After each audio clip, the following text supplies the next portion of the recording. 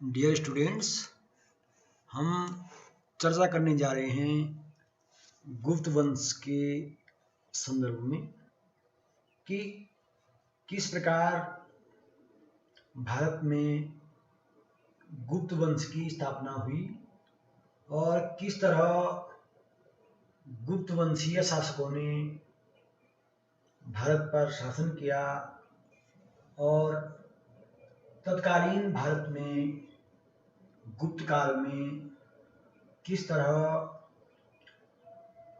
साहित्य, विज्ञान, कला, अर्थव्यवस्था आदि सभी क्षेत्रों में अभूतपूर्व उन्नति हुई। इस संदर्भ में हम गुप्त वंशीय शासकों का अध्ययन करेंगे। सर्वप्रथम हम यह जानना चाहेंगे कि गुप्त वंश की स्थापना किस प्रकार हुई और गुप्तकालीन इतिहास जानने के हमारे पास प्रमुख ऐतिहासिक स्रोत क्या क्या हैं। ऐतिहासिक स्रोतों के अनुसार गुप्त वंश की स्थापना श्रीगुप्त द्वारा की गई।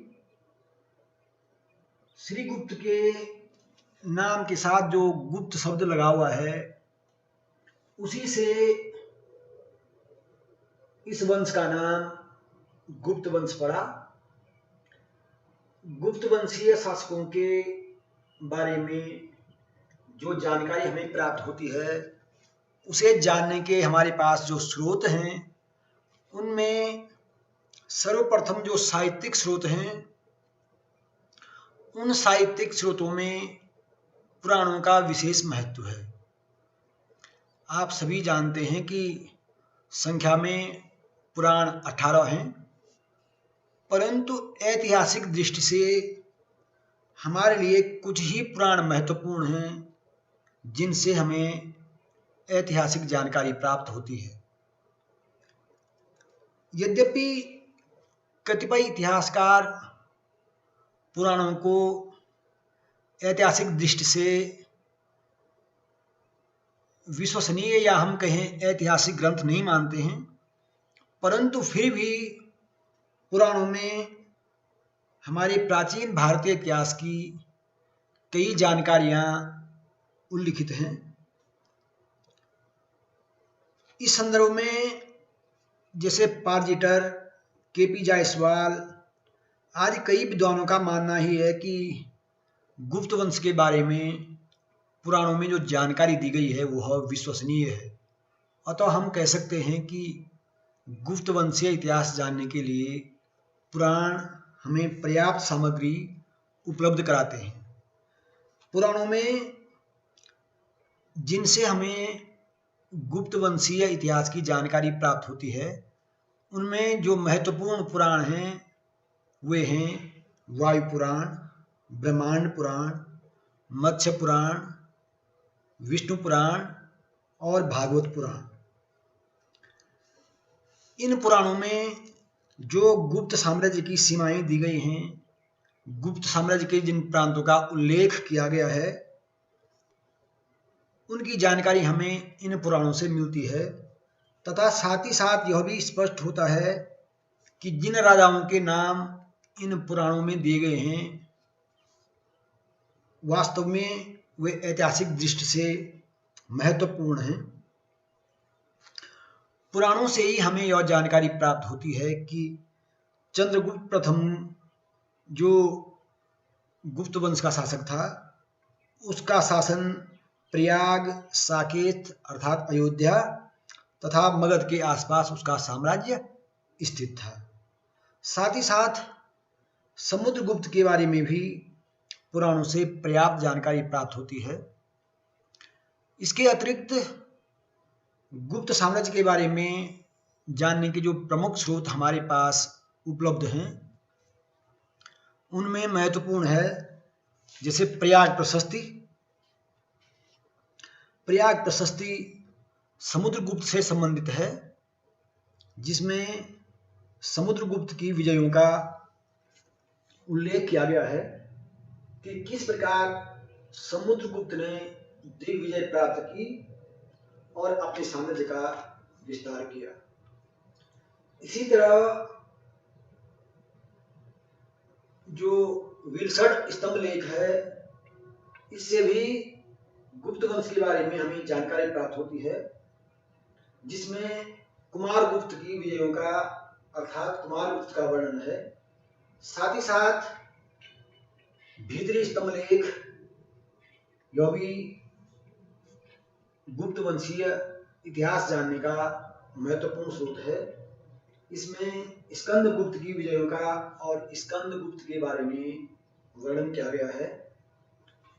इसके अतिरिक्त जैसे जो ऐतिहासिक ग्रंथ हैं या हम कह सकते हैं जो साहित्यिक ग्रंथ हैं, उनमें कामंडक नीतिसार, यह ग्रंथ चंद्रगुप्त द्वितीय के शासनकाल में लिखा गया और संभवतः इसके रचनाकार चंद्रगुप्त द्वितीय के प्रधानमंत्री शिखर थे, अर्थात कामंडक नीतिसार की रचना चंद्रगुप्त द्वितीय के प्रधानमंत्री शिखर ने की। इसलिए इस ग्रंथ से भी गुप्तकालीन इतिहास के बारे में कई महत्वपूर्ण जानकारियां हमें प्राप्त होती हैं। इसी तरह देवी चंद्रगुप्तम भी एक प्रसिद्ध नाटक है। इसकी रचना का श्रेय मुद्रा राक्षस का जो लेखक था, नाटककार था, विशाखदत्त। तो ऐसा माना जाता है कि विशाखदत्त ने ही देवी चंद्रगुप्तम की रचना की। देवी चंद्रगुप्त से भी हमें गुप्त वंश के बारे में पर्याप्त जानकारी प्राप्त होती है। देवी चंद्रगुप्तम में जो वर्णन किया गया है उससे ये स्पष्ट होता है कि चंद्रगुप्त द्वितीय का बड़ा भाई रामगुप्त था, जो कि शक राजा से पराजित हो गया था, जिस कारण रामगुप्त ने अपनी पराजय स्वीकार करके अपनी रानी ध्रुव देवी को शक राजा को समर्पित करना स्वीकार किया। परंतु चंद्रगुप्त द्वितीय ने इसका विरोध किया और स्वयं उसने ध्रुव देवी का वेश धारण कर वह शक राजा के शिविर में गया और वहां उसने शक नरेश की हत्या कर दी। इस तरह चंद्रगुप्त द्वितीय ने गुप्त वंश की साम्राज्ञी जो ध्रुव देवी थी उसको शक शिविर में जाने से रोका और कालांतर में शक शासक की हत्या के पश्चात वह स्वयं शासक बना और गुप्त वंश का एक प्रभावशाली शासक सिद्ध हुआ। इसी तरह कौमुदी महोत्सव भी एक नाटक है, जिससे हमें गुप्त वंश के बारे में पर्याप्त जानकारी प्राप्त होती है। विद्वानों के अनुसार इसकी रचना किशोरिका नामक विद्वान लेखिका ने की है। कुछ विद्वान कौमुदी महोत्सव के रचनाकार का नाम विजिका बताते हैं। इस नाटक में या हम कह सकते हैं इस रचना में सुंदर वर्मा नाम के मगध नरेश का वर्णन किया गया है, जिसकी कई रानियां थी परंतु उसका कोई पुत्र नहीं था। बाद में उसने चंद्रसेन नामक एक दत्तक पुत्र को गोद लिया, एक दत्तक पुत्र अपनाया और इस चंद्रसेन की पत्नी लिच्छवी जाति की राजकुमारी थी। तो इस तरह चंद्रसेन को गोद लेने के बाद राजा का जो है सुंदर वर्मा नामक एक पुत्र हुआ और इस तरह जो चंद्रसेन है, चंद्रसेन को ही विद्वान चंद्रगुप्त मानते हैं, जो कि गुप्त वंश का चंद्रगुप्त प्रथम नामक शासक था। तो इस तरह कौमुदी महोत्सव को भी गुप्तकालीन इतिहास जानने का एक प्रमुख स्रोत माना जाता है। इसी तरह जो हर्षचरित है बाणभट्ट ने जिसकी रचना की है, तो बाणभट्ट ने भी अपने ग्रंथ में गुप्तकालीन इतिहास की कई जानकारियां दी हैं। साथ ही साथ जो फाहियान नाम का चीनी यात्री था, जो कि चंद्रगुप्त द्वितीय के समय भारत आया, यद्यपि फाहियान ने कहीं भी राजा का नाम नहीं उल्लेख किया है, परंतु उसका जो विवरण है वह निश्चित ही चंद्रगुप्त द्वितीय के शासनकाल का है। और इस तरह फाहियान के विवरण से भी हमें गुप्तवंशीय शासन की तथा तत्कालीन भारतीय समाज की, धार्मिक स्थिति की, अर्थव्यवस्था की जानकारी मिलती है। इसके अतिरिक्त गुप्तवंशीय इतिहास जानने के जो महत्वपूर्ण स्रोत हमारे पास हैं उनमें मुद्राएं हैं, क्योंकि गुप्तवंशीय विभिन्न शासकों ने विभिन्न प्रकार की मुद्राएं जारी की हैं, जिनमें समुद्रगुप्त की मुद्राएं प्रमुख हैं। समुद्रगुप्त की मुद्राओं में जैसे एक ऐसी मुद्रा प्राप्त हुई है जिस पर एक ओर चंद्रगुप्त प्रथम तथा उसकी रानी कुमार देवी का चित्र अंकित है।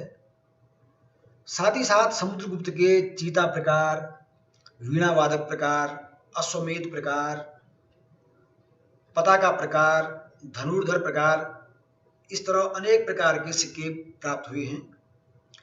इसी तरह चंद्रगुप्त द्वितीय ने भी जो मुद्राएं जारी की हैं उनमें भी इसी तरह के सिक्के मिले हैं। साथ ही साथ कुमारगुप्त प्रथम के भी इसी प्रकार के अनेक सिक्के मिले हैं। स्कंदगुप्त ने भी इसी तरह के सिक्के जारी किए हैं, जिनमें धनुर्धर प्रकार, अश्वमेध प्रकार, घुड़सवार प्रकार, शेर घातक प्रकार, चीता घातक प्रकार, हाथी सवार प्रकार आदि सिक्के बड़े पैमाने पर हमें उपलब्ध होते हैं। इन सब से हमें गुप्त वंश के बारे में गहन जानकारी प्राप्त होती है। अब हम चर्चा करना चाहेंगे कि गुप्त वंश के जो प्रभावशाली शासक हुए उनमें कौन कौन प्रमुख शासक रहे हैं और किस तरह, जैसे मैंने पूर्व में भी बताया कि किस प्रकार गुप्त वंश की स्थापना हुई। जैसे मैंने बताया था कि श्रीगुप्त को गुप्त वंशीय प्रथम ऐसा शासक माना जाता है जिसने गुप्त वंश की स्थापना की। विद्वानों का मानना है कि श्रीगुप्त के नाम के आगे जो गुप्त शब्द लगा है उसी से गुप्त वंश की स्थापना हुई और इस वंश का नाम गुप्त वंश पड़ा। यहाँ पर एक वर्णन यह भी आता है कि एक चीनी यात्री जिसका नाम इत सिंह था, इत सिंह ने अपने विवरण में, जो कि 672 ईस्वी के आसपास भारत आया, उसने अपने विवरण में लिखा कि 500 वर्ष पहले एक चीनी यात्री हुई लुन नालंदा गया और उसे ज्ञात हुआ कि महाराजा श्रीगुप्त ने चीनी पुरोहितों के लिए एक मंदिर बनवाया और उसके खर्च के लिए 24 गांव दान में दिए। यह मंदिर, जो चीन के मंदिर के नाम से प्रसिद्ध था, मिलिक्या सिक्या पुनु नामक आश्रम के पास था, जो गंगा के तट पर नालंदा से 40 योजन अर्थात 240 मील की ओर पूर्व की ओर स्थित था। तो इस तरह जो डीसी गांगुली हैं, इतिहासकार डीसी गांगुली, वह श्रीगुप्त को ही गुप्त वंश का संस्थापक बताते हैं और कालांतर में यही मत विभिन्न विद्वानों ने स्वीकार किया है कि श्रीगुप्त ही गुप्त वंश का संस्थापक शासक था। इसकी पहचान, जो चीनी मंदिर की जो पहचान हुई, उस संदर्भ में विद्वानों में मतभेद हैं, परंतु वर्तमान में यह माना जाता है कि अधिकांश विद्वान इस मत से सहमत हैं कि श्रीगुप्त लगभग 240 से 280 ईस्वी के आसपास हुआ। इसका उल्लेख जो है प्रभावती गुप्त ने भी अपने पुनः ताम्रपत्र लेख में किया है और श्रीगुप्त को ही गुप्त वंश का संस्थापक बताया गया है। सरदारपुर जो ताम्रपत्र है उसमें श्रीगुप्त का गोत्र धरणीगुप्त बताया गया है और ये वही श्रीगुप्त था जिसका वर्णन इत सिंह द्वारा किया गया। इस तरह विद्वानों ने श्रीगुप्त को ही गुप्त वंश का संस्थापक बताया है। गुप्त अभिलेखों के अनुसार श्रीगुप्त ने महाराज की उपाधि धारण की थी। इसके बाद जो द्वितीय महत्वपूर्ण शासक हुआ वह हुआ घटोत्कच, जिसने लगभग 280 से 319 ईस्वी तक शासन किया। घटोत्कच को श्रीगुप्त का उत्तराधिकारी बताया गया है और ऐसा माना जाता है कि घटोत्कच श्रीगुप्त का पुत्र था। यद्यपि घटोत्कच के बारे में ज्यादा जानकारी तो उपलब्ध नहीं है, परंतु फिर भी यह माना जाता है कि घटोत्कच गुप्त ने जो शासन किया वह एक सीमित क्षेत्र पर शासन किया और उसकी उपाधि भी केवल महाराज थी। तीसरा जो महत्वपूर्ण शासक हुआ चंद्रगुप्त प्रथम। चंद्रगुप्त प्रथम ने 319 ईस्वी से 335 ईस्वी तक शासन किया और चंद्रगुप्त प्रथम ने ही सर्वप्रथम महाराजाधिराज की उपाधि धारण की। इसलिए चंद्रगुप्त प्रथम को ही गुप्त वंश का एक स्वतंत्र शासक माना जाता है। विद्वानों का मानना है कि चंद्रगुप्त प्रथम ही वह स्वतंत्र शासक हुआ जिसने स्वतंत्र रूप से गुप्त साम्राज्य की स्थापना की। पुराणों में कहा गया है कि गुप्त वंशीय शासक राजा जो हैं वो गंगा और प्रयाग, साकेत तथा मगध के क्षेत्रों का उपभोग करेंगे। अर्थात इससे यह स्पष्ट होता है कि चंद्रगुप्त प्रथम के समय जो साम्राज्य था गुप्त वंश का वह प्रयाग, साकेत और मगध क्षेत्र तक विस्तृत था। चंद्रगुप्त के बारे में यह भी जानकारी प्राप्त होती है कि उसने लिच्छवी राजकुमारी कुमार देवी से विवाह किया और इस तरह जो लिच्छवियों का प्राचीन गौरव था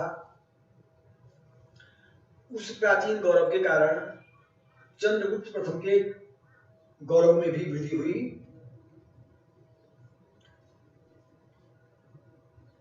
चंद्रगुप्त प्रथम का जो पुत्र था वह समुद्रगुप्त था, परंतु यह भी स्पष्ट है कि चंद्रगुप्त प्रथम ने गुप्त साम्राज्य का पर्याप्त विस्तार किया।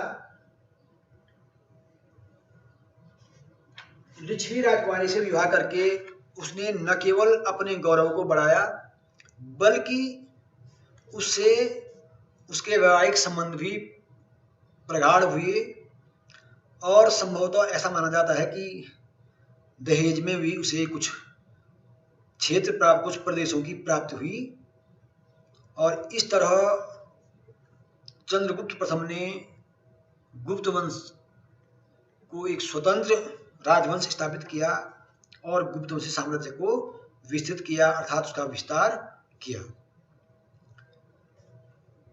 चंद्रगुप्त प्रथम की जो मुद्रा प्राप्त हुई है उसमें एक तरफ कुमार देवी का चित्र अंकित है और कालांतर में उसके उत्तराधिकारी अर्थात समुद्रगुप्त ने जो मुद्रा चलाई उस पर समुद्रगुप्त ने अपने को लिच्छवी दौहित्र कहकर अपने को गौरवान्वित किया। इससे हम समझ सकते हैं कि किस तरह लिच्छवियों से वैवाहिक संबंध स्थापित करके चंद्रगुप्त के वंश की एक प्रकार से उसके वंश को प्रसिद्धि प्राप्त हुई, उसका गौरव स्थापित हुआ। विद्वानों का मत है कि चंद्रगुप्त प्रथम ने ही 319-20 ईस्वी में गुप्त संवत की स्थापना की। इस संदर्भ में डॉक्टर फ्लीट और B.A. स्मिथ का मत भी यही है। वे मानते हैं कि जो गुप्त संवत था उस संवत को जो है 319-20 ईस्वी में चंद्रगुप्त प्रथम द्वारा ही चलाया गया। साथ ही साथ यह भी माना जाता है कि चंद्रगुप्त प्रथम ने अपने साम्राज्य में तो वृद्धि की ही, अपने जो उसका पराक्रमी पुत्र हुआ समुद्रगुप्त, उसको उत्तराधिकारी घोषित करके चंद्रगुप्त प्रथम ने 335 ईस्वी पूर्व समुद्रगुप्त को शासन सौंप दिया। और इस तरह 335 ईस्वी पूर्व में, क्षमा चाहूँगा, 335 ईस्वी में समुद्रगुप्त गुप्त वंश का अगला शासक बना। समुद्रगुप्त के बारे में जो जानकारी हमें प्राप्त होती है कि समुद्रगुप्त ने दिग्विजय प्राप्त की थी और भारत के एक विशाल क्षेत्र पर अपना साम्राज्य स्थापित किया। तो जो इलाहाबाद में जो स्तंभ लेख है, उसी जो अशोक का स्तंभ लेख इलाहाबाद में है, उसी स्तंभ लेख पर जो है समुद्रगुप्त के मंत्री हरिसेन ने भी समुद्रगुप्त की विजय का वर्णन किया है, जिसे हम प्रयाग प्रशस्ति के नाम से जानते हैं। इस प्रयाग प्रशस्ति की रचना जो मैंने कहा हरिसेन ने की।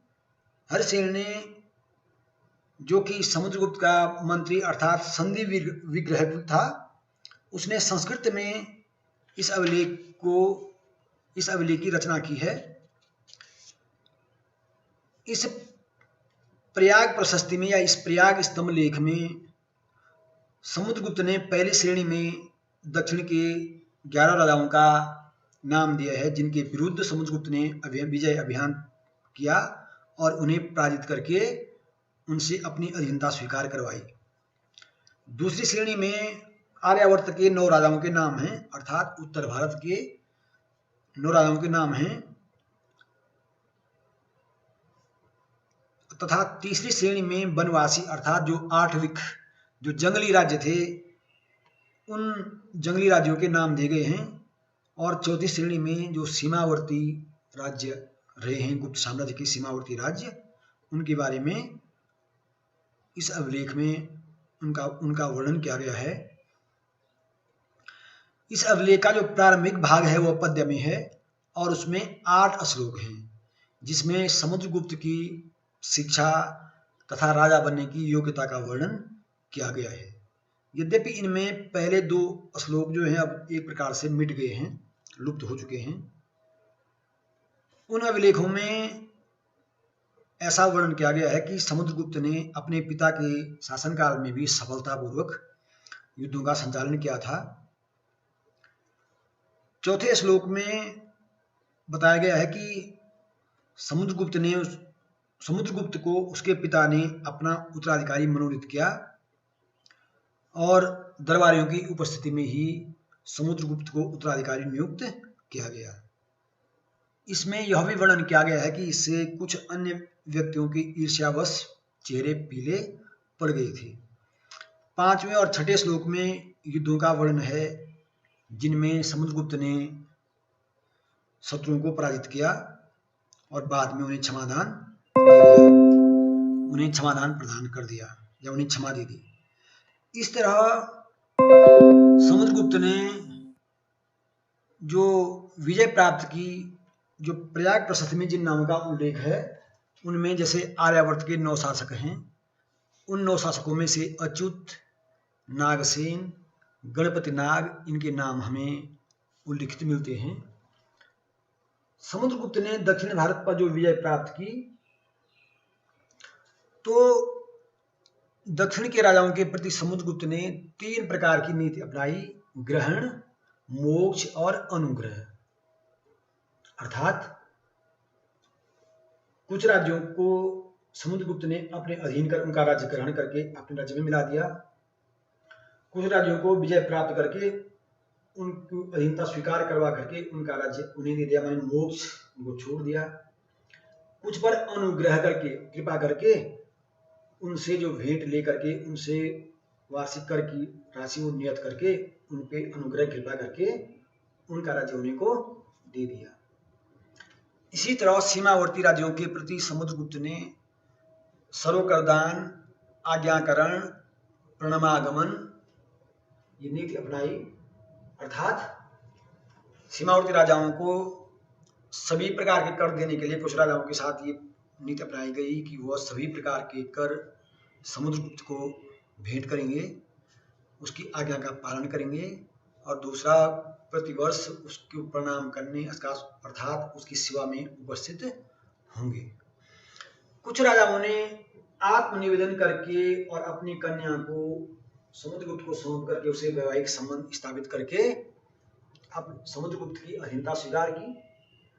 कुछ ने उसकी जो गुरुत्व मदंग अर्थात जो गरुड़ उसकी मुद्रा थी उसको अपने लिए मांगा अर्थात उसकी अधीन रहना स्वीकार किया, और कुछ ने यह प्रार्थना की कि वह उनके राज्य का शासन स्वीकार कर लें। और इस तरह समुद्रगुप्त ने अपनी दिग्विजय के अंतर्गत विभिन्न राज्यों के प्रति जो नीतियों का अनुसरण किया, उसके द्वारा उसने अपने साम्राज्य का विस्तार भी किया और राजाओं को अपनी अधीनता स्वीकार करने के लिए राजाओं से अपनी अधीनता स्वीकार करवाई, उन्हें नतमस्तक किया।